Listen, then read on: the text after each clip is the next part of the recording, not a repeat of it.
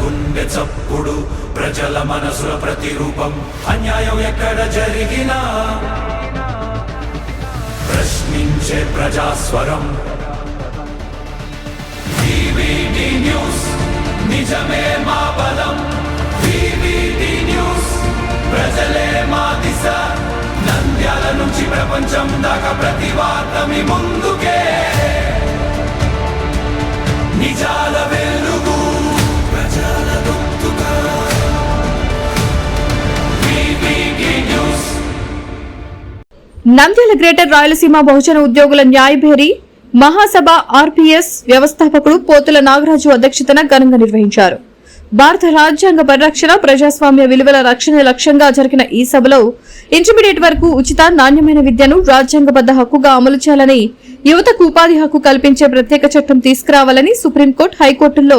రిజర్వేషన్లు అమలు చేయాలని, విశ్వవిద్యాలయాల్లో బ్యాక్లాగ్ పోస్టులను భర్తీ చేసి కాంట్రాక్ట్ అవుట్సోర్సింగ్ ఉద్యోగులను రెగ్యులరైజ్ చేయాలని, ప్రభుత్వ ఉద్యోగుల పీఆర్సీ, ఐఆర్, డీఏ బకాయిలను వెంటనే విడుదల చేయాలని డిమాండ్ చేశారు. అలాగే నిరుద్యోగ యువత నిరాశకు లోను కాకుండా రాజ్యాంగబద్ద హక్కుల సాధన కోసం ప్రజాస్వామ్య పద్ధతుల్లో పోరాడాలని పిలుపునిచ్చారు.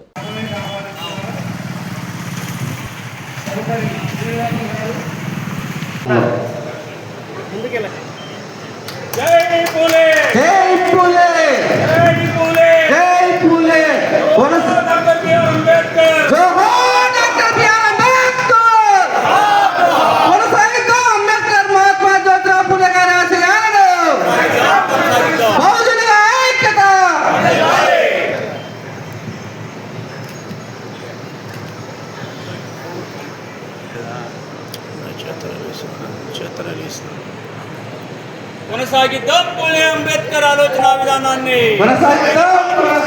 కొనసాగిద్దాం పూలే అంబేద్కర్ ఆలోచన విధానాన్ని, బహుజనుల ఐక్యత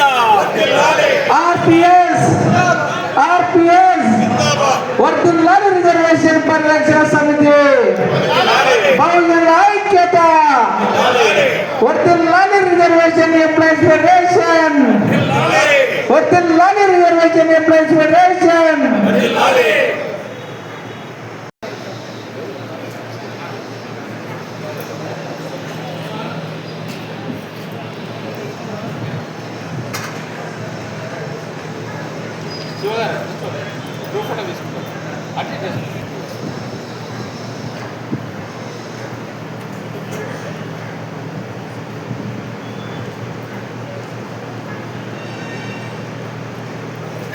భారత రాజ్యాంగ పరిరక్షణ ప్రజాస్వామ్య విలువల్ని కాపాడే ప్రయత్నం ఈ దేశంలో అరాచక శక్తుల మతతత్వ శక్తుల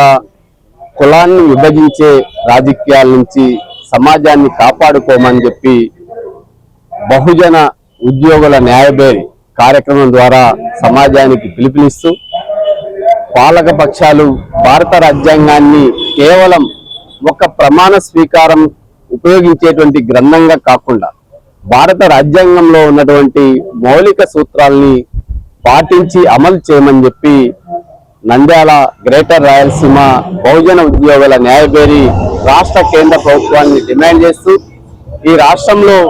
విద్య యొక్క వ్యాపారాన్ని అరికట్టాలని, దేశవ్యాప్తంగా ప్రాథమిక స్థాయి నుంచి ఇంటర్మీడియట్ అంటే 12వ తరగతి వరకు ఉచితమైన నాణ్యమైనటువంటి విద్యను అందించే ప్రయత్నం రాజ్యాంగబద్ధంగా అమలు చేయాలని డిమాండ్ చేస్తూ దేశంలో మెరుగైనటువంటి నాణ్యమైనటువంటి వైద్యాన్ని, మౌలిక వసతుల్ని, చదువుకున్నటువంటి యువతకు ఉపాధి ఉద్యోగం అనేటువంటిది ఒక ప్రభుత్వం ఒక రాజ్యాంగం కల్పించినటువంటి హక్కుగా ఉద్యోగ చట్టాన్ని అమలు చేయాలని చెప్పి, అదేవిధంగా ఈరోజు సమాజంలో భారత రాజ్యాంగంలో 4వ పిల్లర్ అయినటువంటి మీడియా మిత్రులకు యాజమాన్యాల నుంచి సరైనటువంటి వేతనాలు గాని గౌరవం గాని ఇవ్వనప్పుడు ప్రభుత్వమే ఈరోజు మీడియాలో పనిచేస్తున్నటువంటి ప్రతి ఒక్కరికి సోషల్ మీడియా మొదలుకొని ప్రింట్ మీడియా మొదలుకొని ఎలక్ట్రానిక్ మీడియా కార్పొరేట్ వ్యవస్థ అయినా సోషల్ మీడియా అయినా ప్రభుత్వం ఖచ్చితంగా వారికి వేతనాలు ఇచ్చే విధంగా యాజమాన్యాలకు ఒక చట్టం తీసుకురావాలని చెప్పి కనీస వేతన చట్టం జర్నలిస్టుకి అమలు కాకపోతే ఇంకా సమాజంలో ఎవరికి మీరు న్యాయం జరుగుతోందో ఆలోచించేటువంటి బాధ్యతను కూడా రాష్ట్ర కేంద్ర ప్రభుత్వాలు ఈ నిర్ణయాన్ని అమలు చేయాలని, దేశవ్యాప్తంగా న్యాయ వ్యవస్థ ఏర్పాటైనప్పటి నుంచి కూడా ఈ దేశ జనాభాలో 87% ఉన్నటువంటి దళితులకు, గిరిజనులకు, మైనార్టీలకు, బలహీన వర్గాలకు న్యాయస్థానాల్లో రిజర్వేషన్లు లేకపోతే ఈ సమాజానికి న్యాయం ఎక్కడ జరుగుతుందో, అందుకే ఈరోజు సుప్రీంకోర్టు, హైకోర్టు ఉన్నతమైన న్యాయస్థానాల్లో రిజర్వేషన్లు అమలు చేయాలని, రాష్ట్ర వ్యాప్తంగా ఖాళీగా ఉన్న అన్ని విశ్వవిద్యాలయాల్లోనూ బ్యాక్లాగ్ పోస్టులను భర్తీ చేస్తూ ఉద్యోగస్తులకు పిఆర్సి, ఐఆర్, డిఏ బకాయిలు చెల్లించాలని, కాంట్రాక్ట్ అవుట్సోర్సింగ్ ఉద్యోగస్తుల్ని రెగ్యులరైజ్ చేయాలని, నోటిఫికేషన్ల ద్వారా రాష్ట్ర ప్రభుత్వం ఖాళీగా ఉన్నటువంటి అన్ని ఉద్యోగాలు ఈరోజు దేశంలో దాదాపు లక్షల సంఖ్యలో ప్రతి సంవత్సరం 2 కోట్ల ఉద్యోగాలు అని చెప్పి ఎన్నికల ముందు ఎన్నికల మేనిఫెస్టోలో కేవలం ఒక వాగ్దాన పత్రంగానే నిలిచిపోతోంది. దేశవ్యాప్తంగా రైతుల ఆత్మహత్యల తర్వాత ఇప్పుడు నిరుద్యోగ యువత ఆత్మహత్యల వైపు వెళ్తా ఉంది. దయచేసి ఏ నిరుద్యోగి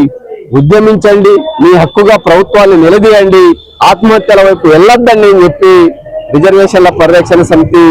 వారికి మానసిక స్థైర్యాన్ని ఇవ్వాలని చెప్పి పోరాటం ద్వారానే మన హక్కులు సాధించుకోవడానికి అవకాశం ఉంటుంది. అందుకే మనువాద శక్తులతో గాని, కులాన్ని విభజించేటువంటి వ్యక్తులతో గాని కాదు, భారత రాజ్యాంగాన్ని పరిరక్షించేటువంటి వ్యవస్థతో మనం కలిసి ముందుకు అడుగులేద్దాం. భారత రాజ్యాంగమే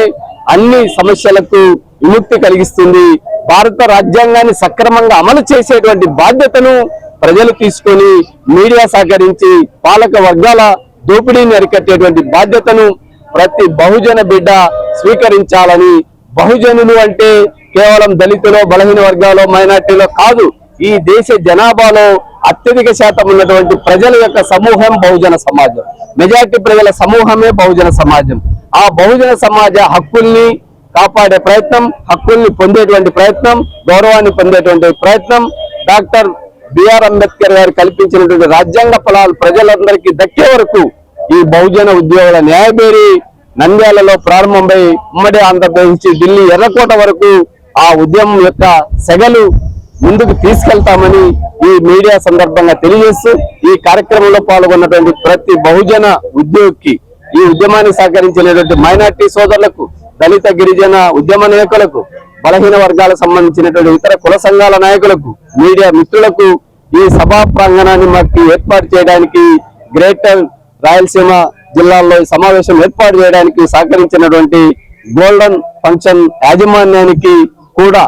ఇక్కడ సిబ్బందికి కూడా పేరు పేరున కృతజ్ఞత తెలియజేస్తూ ఇంత పెద్ద సభను జరుపుకునేటువంటి అవకాశం, ఇంతమంది మేధావుల్ని సమీకరించుకునేటువంటి అవకాశం కల్పించి ఇక్కడ మనం తీర్మానాలు, దాదాపు 25 తీర్మానాలు ఈ సమాజానికి ఉపయోగపడేటువంటి అంశాల్ని నిరంతరం ముందుకు తీసుకెళ్తామని హామీ ఇస్తూ మీ అందరి దగ్గర సెలవు తీసుకుంటాం. వివిడి న్యూస్ టీవీని తక్షణమే సబ్స్క్రైబ్ చేసుకోండి. నోటిఫికేషన్ కోసం బెల్ ఐకాన్ క్లిక్ చేయండి. మరిన్ని అప్డేట్స్ కోసం ప్రతి ఒక్క కుటుంబానికి ఉచిత ప్రకటనలు వచ్చే విధంగా మీకోసం మీ ముందుకు వివిడి న్యూస్ టీవీని ఏపీ ఫైబర్ నందు 99వ ఛానల్ మరియు యూట్యూబ్ నందు వీక్షించెదరు.